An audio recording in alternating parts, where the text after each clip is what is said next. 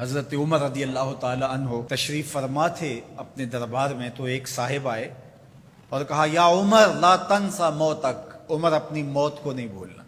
یار بھرے دربار میں کسی کو یہ بات کہی جائے تو اس کا رد عمل کیا ہوگا، لیکن حضرت عمر رضی اللہ تعالیٰ عنہ یوں کانپنے لگے جس طرح بید کی شاخ کانپتی۔ اس کو قریب کیا، محبت کی، کہا اگر تو روز آ جایا کرے اور یہ جملہ مجھے کہا کرے تو تیری مہربانی ہوگی، مہینے کے بعد مشاہرہ بھی دیا کروں گا۔ روز آتا ہے، بھری مجلس میں کہتا ہے عمر موت کو نہیں بھولنا۔ ایک دن وہ آیا، آپ نے اسے بلایا، محبت کی اور اس کو مشاہرہ دیا اور الوداع کہنا چاہا تو اس نے کہا کہ میرے سے کوئی گستاخی ہو گئی؟ کہا نہیں، کوئی ایسی بات نہیں۔ کوئی اور شخص آنے لگا؟ فرمایا نہیں۔ تذکیر موت کی ضرورت نہیں رہی؟ فرمایا نہیں، ایسی بھی کوئی بات نہیں۔ تو پھر مجھے چھٹی کیوں دی جا رہی ہے؟ تو حضرت عمر رضی اللہ تعالیٰ عنہ رو پڑے، داڑھی پہ ہاتھ رکھا، ایک بال الگ کیا، کہا یہ دیکھ میری داڑھی میں سفید بال آ گیا، اب تیرے آنے کی ضرورت نہیں ہے، یہ بال ہی مجھے موت یاد کرواتا رہے۔ ہماری تو پوری داڑھی بھی سفید ہو جائے نا۔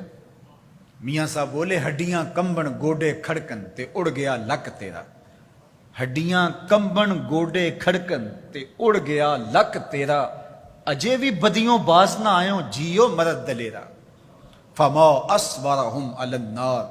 اللہ قرآن مجید میں فرماتا ہے لوگوں کا آگ پر کتنا حوصلہ ہے، کتنی ڈٹائی سے، دلیری سے کہہ دیتے ہیں یہ جہاں مٹھا اگلا کس نے ڈٹھا۔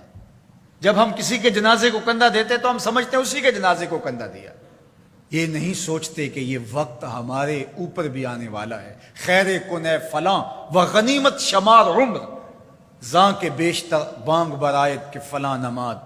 شیخ سعدی فرماتے ہیں کہ اے صاحب نیکی کر لے اور غنیمت شمار کر اس عمر کو، اس سے قبل کہ تیرے لیے بھی اعلان ہو جائے کہ فلاں بھی چلا گیا۔ پہلے تو سپیکروں میں اعلان ہوتا تھا، فیس بک پہ خبر آتی ہے فلاں بھی چلا گیا، فلاں بھی چلا گیا۔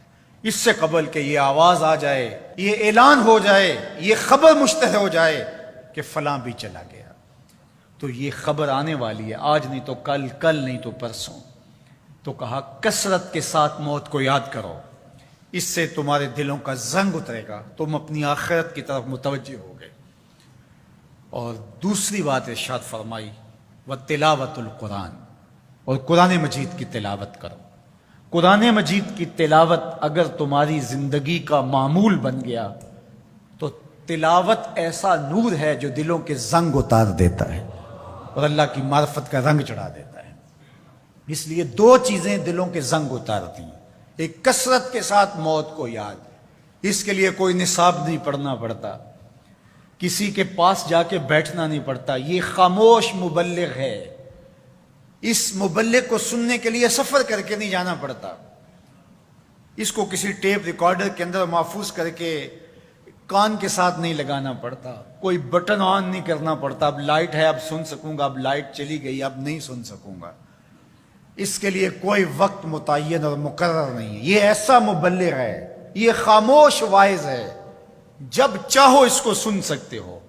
تو کثرت کے ساتھ موت کو یاد کرنا یہ تمہارے لیے دلوں کے زنگ اتارنے کا سبب۔ اور دوسری چیز ارشاد فرمائی وَتِلَاوَةُ الْقُرْآنِ، اور قرآن مجید کی تلاوت۔ جب قرآن مجید کی تلاوت معمول زندگی بن جاتی ہے تو دلوں کے زنگ قرآن مجید اتارتا ہے۔ اس سے بہتر دلوں کو پاک کرنے والی اور چیز ہو کیا سکتی ہے؟ اللہ کا کلام ہمارے پاس موجود ہے۔ اس وقت کسی امت کے پاس، کسی قوم کے پاس منزل من اللہ کتاب اصلی صورت کے اندر موجود نہیں ہے۔ تحریف راپ آ گئی، لوگوں نے کتابوں کے اندر اپنی خواہشات کو شامل کر دیا، مشکل چیزیں نکال دی، ان کے اندر بہت گڑبڑ کر دی، لیکن قرآن مجید کسی زیر اور زبر کے تغیر کے بغیر صدیوں قبل جو سینہ محمد صلی اللہ علیہ وسلم پہ نازل ہوئی تھی آج بھی اسی طرح موجود ہے۔ ایک زیر اور زبر کا فرق بھی نہیں ہے۔ یہ ایک یقین ہمارے ساتھ جڑا ہوا ہوتا ہے کہ یہ ہمارے رب کا کلام ہے، یہ ہمارے محبوب کریم کے سینہ انور پہ اترا تھا، یہ اس کتاب کا اعزاز ہے۔ تو کہا کہ اس کتاب کی کثرت کے ساتھ تلاوت کرو، تمہارے دلوں کا زنگ اتر جائے گا اور اللہ تعالیٰ جل شانہ کی معرفت کا رنگ تمہیں نصیب